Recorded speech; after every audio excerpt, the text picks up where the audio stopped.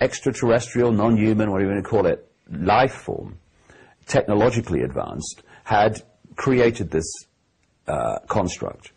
And they go into detail about how they think it's constructed. And when you follow the way they say it's constructed, it starts to answer anomalies that science goes, what? As one scientist said, the only thing you can really say about the moon is its observational error. It shouldn't be there in the way that it is. One of the things the scientist said, for instance, is that on the outside of the moon, for about 3 miles or so, is an initial buffer zone, if you like, to protect it from being smacked by space debris and objects. And then they say, I'm not saying this is absolutely 100% true, but I think the themes are probably absolutely right. Then there's like a 20-mile, they said, impregnable barrier. And then you've got the craters on the moon, which, despite their different sizes and obviously power of impact, they've got a pretty universal depth, which people have said, how can that be when you've got different... so something's going so far and then no further. Anyway, all this came together, and I put loads of... There's a lot of detail in the book. And then I rang the oracle, didn't I? So I rang Credo Mutwa, the Zulu shaman, the official historian for the Zulu nation. And I found that if you take the symbolism of Zulu legends, I found them to be extraordinarily accurate over the years.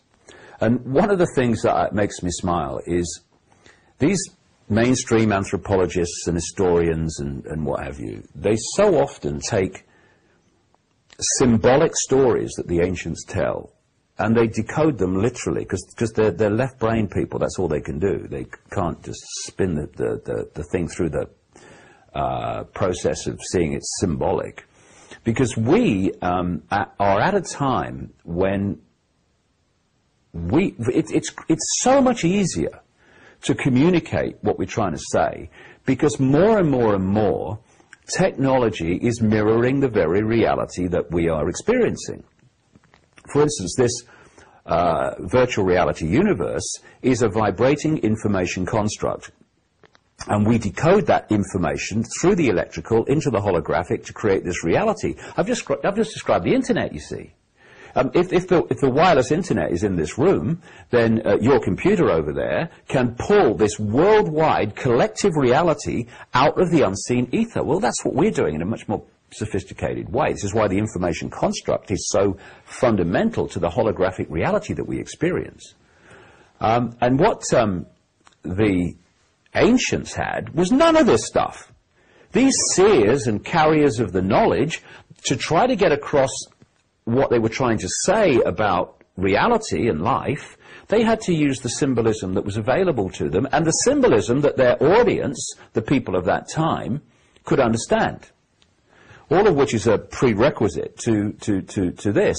I called Credo. I told him nothing about my thoughts on the moon and how what stuff I'd kind of linked together up to that point. I said one simple sentence. Credo, can you tell me any Zulu legends about the moon? Oh yes, Mr. David. He said, we call the moon an egg. We say the moon is an egg. Of course, an anthropologist who wasn't aware of this stuff would go, the moon's an egg. Primitive people, primitive. They'd never pass an exam, you know.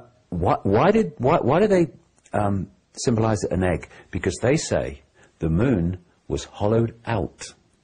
Was hollowed out by two brothers, reptilian brothers, called Mpanku and Wuani. And they were known as the Water Brothers in the Zulu legends. And they say that they hollowed out the moon and rolled it across the sky hundreds of generations ago. And when they brought it to the earth, it created great geological catastrophe. And of course, when the moon came in, one of the things it would do is make the earth move. And then you've got this ancient theme of the earth turning over. It would, basically, what it would do is destroy whatever was there before. And then they can build, as everything settles down, those within the moon can build their own new society. I'm absolutely certain that's what happened. And interestingly, of course, Bill, as you will well know, Umpanku and Wuwani, who in Zulu legends had scaly skin like a fish, were two brothers that were called the Water Brothers. This is the legends of Zulu South Africa. Take that to Sumer, Babylon, and the Sumerian tablets, and you come into the Anunnaki, who were led by Enki and Enlil, and certainly Enki was very much symbolized and associated with water. They were, they were brothers. And again, it mirrors that whole story.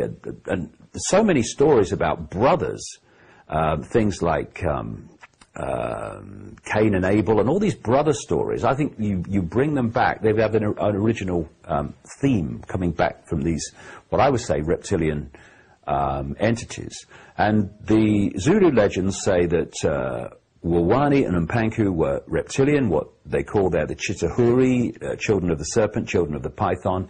They stole the moon from what they call the great fire dragon and brought it to the earth. And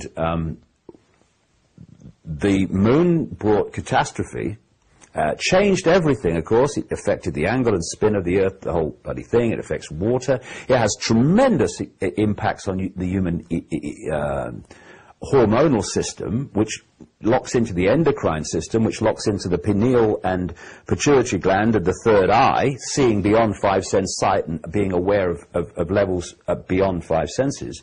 It has a fundamental impact. Never mind other things that I'm saying is coming out of that moon. Being there, that size, that place, has fundamental effects on the moon. And going back to what I was talking about earlier, I'm saying that when that moon arrived, in association with other things that happened around at the same time, because there's a whole story to tell about Mars and what happened to that in this story, see, we look at the moon like everything else, and we see a solid moon. That's the holographic, decoded level of it.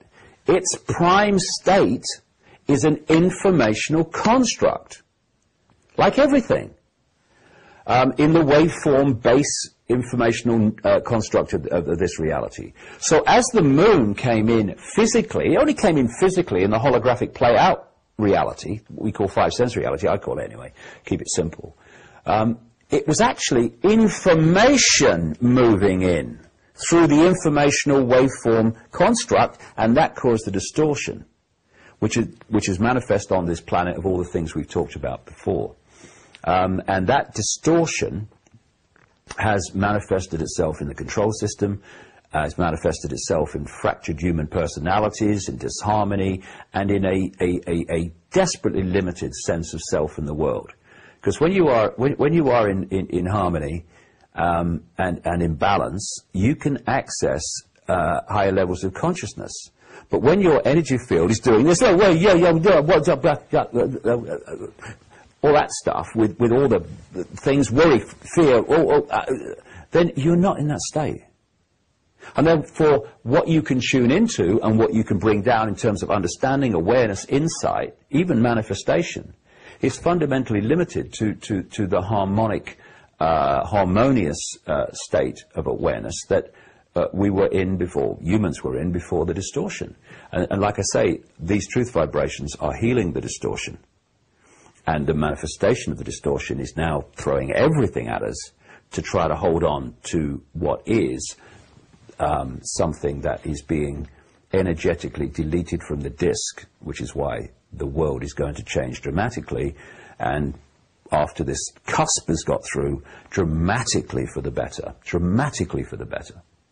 Now, where does this lead back to about the significance of the moon being not what it appears to be? Well, I think that when the moon came in, as I mentioned earlier, it was in association with lots of other things. You know, when the ancients talked about a war of the gods in the heavens, I don't think they were talking symbolically at all.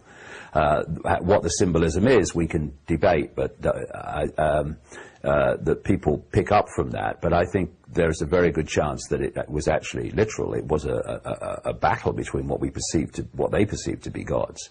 And I think the destruction of Mars, which I think was an occupied planet far more recently than people think, and the fact that there is this theme, not just with people like Immanuel Velikovsky, who's famous for it, but also again in the Zulu legends, exactly the same, that there was a planet between Mars and Jupiter, and it was destroyed. And it was destroyed by some kind of high-tech weaponry. If you look in Star Wars, George Lucas, Bill, is such a massive insider. He ain't talking from bloody imagination. And this stuff about in a galaxy far, far away, excuse me, this one, thank you, George,